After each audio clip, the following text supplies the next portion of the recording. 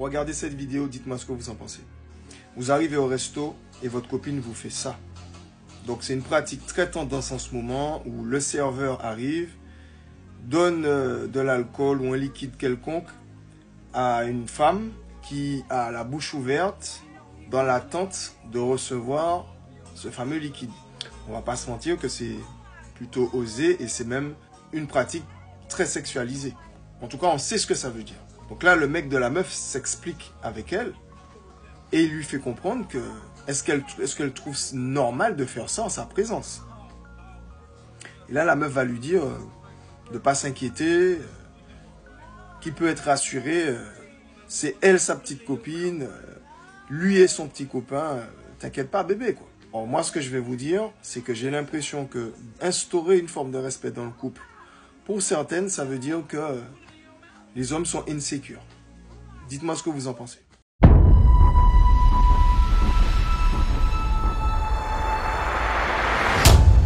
Il se fut un temps, avoir une nana, c'était stylé, c'était la frime. Tu pouvais te la péter quand t'avais une nana parce que t'étais sûr, ou du moins t'étais plus sûr qu'aujourd'hui, que celle-ci t'était fidèle. Or, aujourd'hui, les temps ont changé. À l'époque, il y avait ces femmes qui voulaient se mettre en couple, elles avaient l'honnêteté de tendre vers ça et de l'exiger, d'être dans la cohérence du couple. Et puis, t'avais les filles faciles, celles qui préféraient plutôt les relations olé-olé, assez rapides. Et celles-ci aussi avaient l'honnêteté de reconnaître qu'elles ne voulaient pas du sérieux.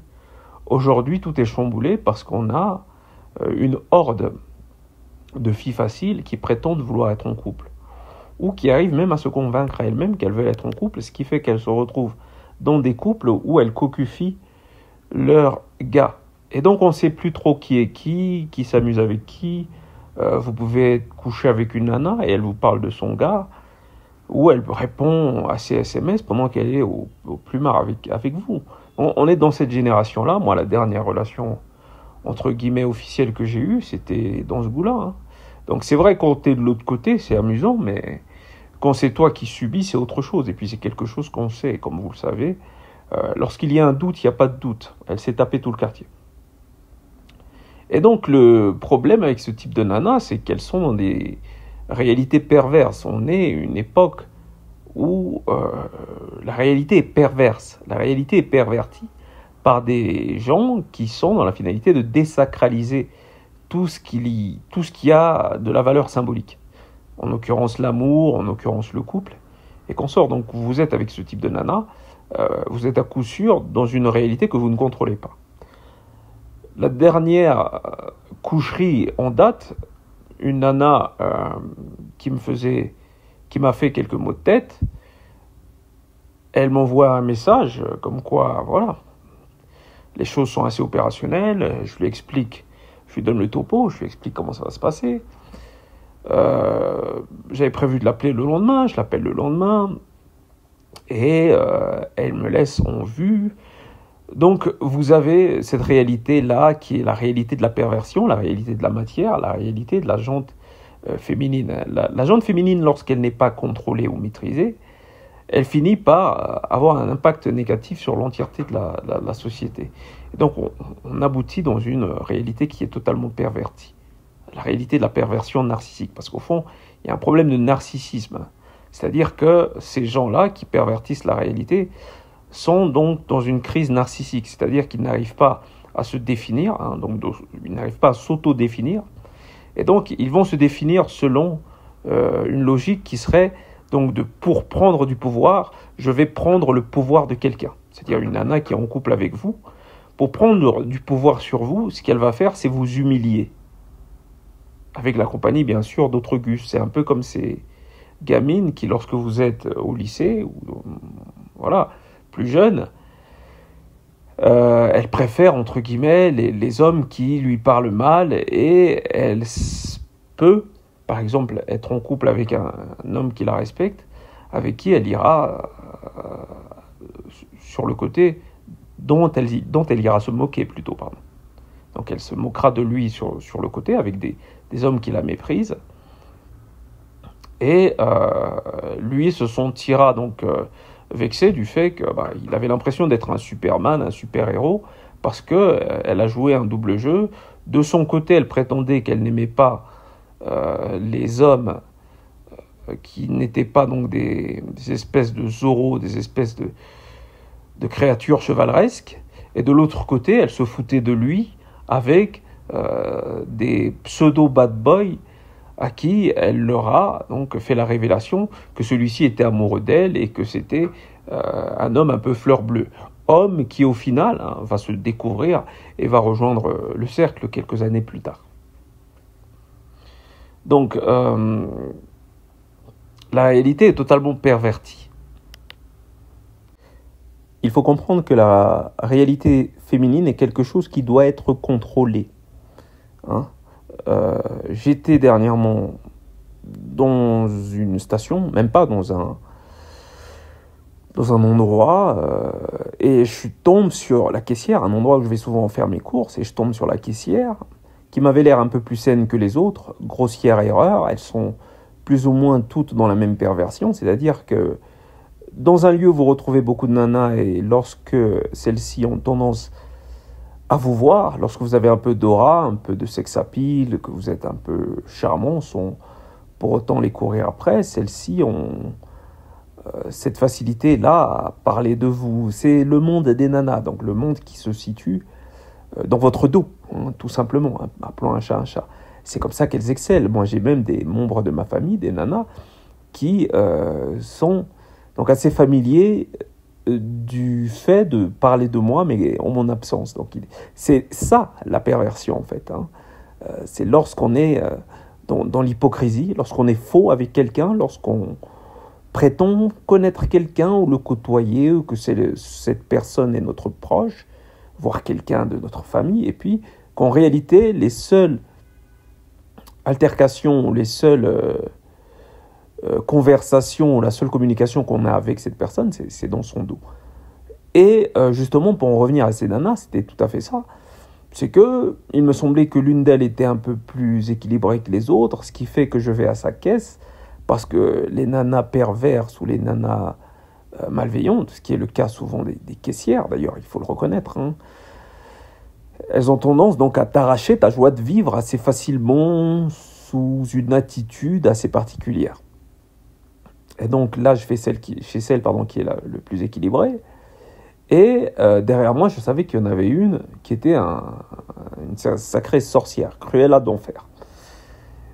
Et l'espace d'une seconde, une centième seconde, en fait, je me suis rendu compte qu'en fait, elle n'était pas moins perverse que les autres. Elle savait juste mieux déguiser son pion. C'est-à-dire, l'espace d'une seconde, je l'ai vu avoir un jeu de regard avec l'autre et faire un petit sourire sur le côté. Donc, c'est-à-dire que ces nanas-là ont tellement l'habitude de la médisance que c'est devenu pour elles une seconde nature et que ça se fait assez rapidement. Ces femmes sont pour la majorité d'entre elles frustrées, et c'est pourquoi lorsque l'une d'elles se marie, les autres sont jalouses. C'est leur réalité. Donc lorsqu'on prétend qu'elles préfèrent les bad boys, c'est surtout qu'en fait, le mauvais garçon, comme ceux que j'ai cités dans l'histoire du lycéen, le mauvais garçon sont celui qui vibre à leur intensité. C'est-à-dire qu'ils sont dans le même monde. C'est pas qu'elles préfèrent les bad boys, c'est qu'elles comprennent mieux leur logique que quelqu'un qui est dans la bienveillance, dans la droiture, dans l'intégrité et dans le courage. Donc celui-ci les renvoie à des caractéristiques qu'elles n'ont pas. C'est comme lorsqu'elles sont en couple, par exemple, avec un homme qui prend soin de lui, qui fait du sport. Vous savez, la fameuse réflexion, oui, il fait du sport, mais n'en fait pas trop, parce que moi, j'aime pas qu'on sait trop. La réalité, c'est qu'elles ne veulent pas être avec quelqu'un qui leur fasse de l'ombre, parce qu'elles sont en compétition avec tout ce qui bouge, même les animaux. Donc, il est vrai, il fut un temps, être en couple, c'était une bonne idée. C'est plus du tout le cas aujourd'hui. Vous n'avez qu'à regarder autour de vous.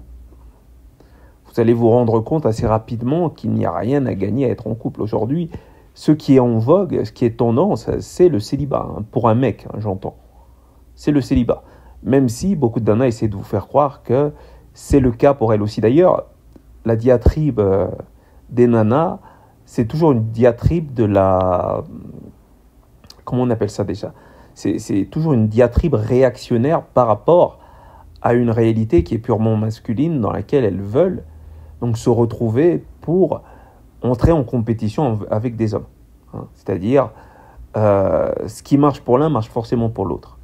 C'est-à-dire, si l'homme a le droit d'aller voir ailleurs, nous aussi, on devrait avoir le droit d'aller voir ailleurs. Et que, peu importe la réalité psychique et qu'on sort, nous ne risquons rien puisque nous sommes dans la même réalité, ce qui est totalement faux. La réalité de l'homme et la réalité de la femme sont totalement opposées pour des raisons génétiques, physiques, physiologiques, hormonales et consorts. Donc nous ne sommes pas les mêmes créatures, contrairement à ce qu'essaient de faire croire certaines gonzesses. Donc aujourd'hui, si vous ne voulez pas perdre votre intégrité, vous voulez développer votre aura sans avoir de parasites qui vous jalousent ou qui ressentent des insécurités du fait de ne pas avoir fait un travail sur elle-même, si vous ne voulez pas avoir ce genre de femme prête à vous poignarder dans le dos, vous serez bien plus confortable dans le célibat. D'ailleurs, j'ai parlé de ces caissières. J'imagine qu'elles sont soit célibataires, soit elles doivent être avec un homme qu'elles ont déjà castré. Et le pire, c'est que celles-ci, ayant conscience du fait que je sois bien dans ma situation d'homme seul, arrivent quand même à me casser les couilles bien que je ne sois pas en couple avec elles. C'est-à-dire que c'est une destinée pour elles, c'est une providence pour elles, c'est providentiel que d'être une emmerdeuse pour certaines gonzesses. Et donc vous avez bien moins à perdre en étant célibataire qu'en étant en couple, dans la mesure où la majorité des nanas sont fausses et aujourd'hui c'est même plus un secret. Et donc embrassez votre situation et profitez-en pour vous développer. Car vous n'arriverez pas à le faire si vous êtes coincé dans des responsabilités qui sont liées à la suite donc, de votre opération de séduction. Donc la famille, devoir plaire à tout le monde, parce qu'en plus de votre nana, vous devrez vous taper les caprices de la mère. Parce que la mère, c'est pas un cadeau. Croyez-moi, moi j'ai une matriarche et je vois comment ça se passe avec leur fille et leur beau-fils. Donc voilà, c'est pas un cadeau la mère. Donc développez-vous et surtout développez-vous seul.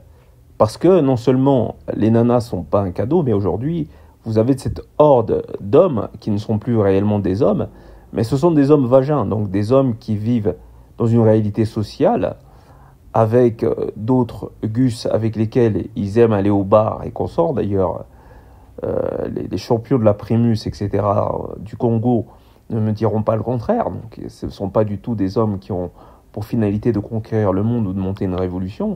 Ce sont surtout des hommes qui vont respirer dans les bars parce que trop castrés par leur nana à la maison.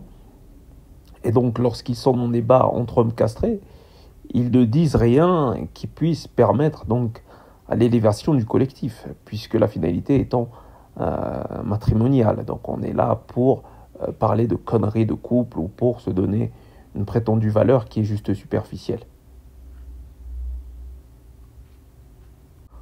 On n'est pas dans un bar avec Fidel Castro qui rencontre le Che et qui va aboutir sur une révolution comme celle qu'on a eue à Cuba. Non, on est dans une rencontre purement oisive entre prétendus hommes d'État, souvent qui travaillent pour l'État, donc de stupides fonctionnaires sans intérêt qui veulent se donner un peu de masculinité à travers des réunions entre mecs, soi-disant entre mecs.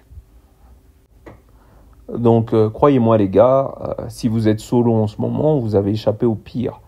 Parce qu'il y a des gars comme ce monsieur en intro qui doit avoir mal à la tête tous les jours. Essayez de faire comprendre des choses qui, selon vous, sont censées être des évidences et se retrouver avec quelqu'un qui fait mine de ne pas comprendre. Ça, c'est le lot de tous les mecs qui sont en couple.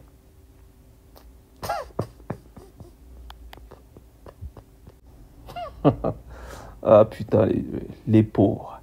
Et le pire, c'est que ces mecs sont tellement habitués à la perversion liée au monde de la matière auquel ils appartiennent, c'est que lorsqu'ils se retrouvent avec des gars comme moi, ils essaient toujours de nous persuader qu'ils sont heureux en nous souhaitant d'avoir la même nana que eux. Sans déconner, l'un de mes aînés m'a fait cette confidence. Mais qu'il garde son enfer pour lui. Parce que je ne suis pas aveugle. Vous savez, souvent les gens aiment votre naïveté ou croire que vous êtes naïf pour vous faire avaler des couleuvres. La réalité de la majorité d'entre eux, c'est qu'ils ne supportent pas votre élévation et encore moins votre succès, si ce succès il doit y avoir, pour la simple et bonne raison qu'ils ne peuvent plus vous raconter de conneries. Donc, si vous n'aimez pas mentir, je ne vois pas ce que vous allez foutre avec une gonzesse. L'aboutissement de chacune de leurs actions, c'est le mensonge. C'est en mettre plein la vue aux copines, déranger les ex et faire croire qu'elles sont heureuses. Elles sont jamais heureuses. Donc, j'imagine que vous avez autre chose à foutre que de rassurer des nanas qui, de toute manière, ne sont jamais heureuses. Donc la sorcellerie, si c'est votre délire, moi c'est pas mon truc, j'ai abandonné. On veut bien, on aime leur forme, leurs fesses énervées, rebondies, mais soyons honnêtes, c'est un piège. Et même sexuellement parlant, en général, nos fantasmes sont supérieurs à ce qu'elles peuvent nous proposer. En réalité, on se ment à nous-mêmes. Et elles n'ont qu'à surfer sur la vague des mensonges qu'on se raconte à nous-mêmes. D'ailleurs, c'est leur spécialité. Bienvenue dans le cercle. Non, monsieur, la rue Gustave Flaubert, s'il vous plaît. Qu'est-ce que vous allez foutre, Gustave Flaubert? Ça ne me regarde pas, monsieur. Alors m'emmerdez pas, c'est tout ce que je vous demande. Oh, il est aimable. En quel honneur? Ça, c'est incroyable. Je lui demande un renseignement, il m'insulte. De quel droit vous lui demandez un renseignement? Même dans la rue, on peut plus avoir la paix maintenant. Vous veniez nous les briser jusque sur les trottoirs. Y a pas de renseignement, y a pas de rue Gustave Flaubert, y a plus rien. Vous voyez pas que c'est un homme fatigué? À deux doigts du break? Vous cherchez l'incident ou quoi?